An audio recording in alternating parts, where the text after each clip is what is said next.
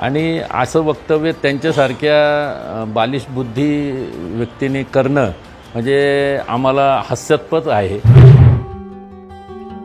हाच बारणेंचा अहंकार, संजोग वागेरेंची जाहीर टीका. मावळ लोकसभेसाठी महायुतीचे उमेदवार म्हणून विद्यमान खासदार श्रीरंग बारणे यांना तिसऱ्यांदा संधी मिळाली आहे. तर मावळ लोकसभा मतदारसंघात 6 विधानसभा मतदारसंघ असून यात महायुतीचे आमदार आहेत. त्यामुळे यंदा श्रीरंग बारणे यांची 5ही बोटे तुपात असल्याचे चित्र आहे. खासदार श्रीरंग बारणे हे हॅट्रिकचे स्वप्न पाहत आहेत.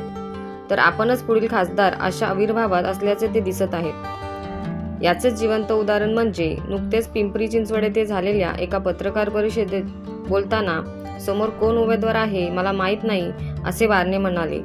तसेच यानंतर फॉर्म भरल्यावर समजेल असे म्हणत सारवासारव करण्याचा प्रयत्न देखील त्यांनी केला.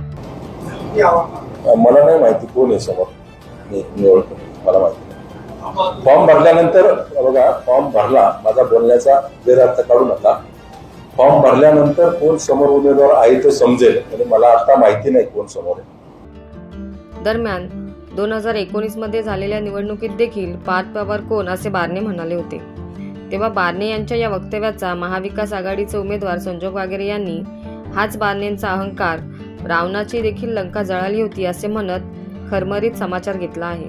भारतातलं किंवा रामायणामधलं जर उदाहरण द्यायचं म्हटलं तर रावणाची पण लंका शेवटी जळाली ना. लोकसभा निवडणुकीचे बिगुल वाजले आहे. पहिल्या टप्प्याच्या मतदानाला अवघे काही दिवस शिल्लक राहिले आहेत.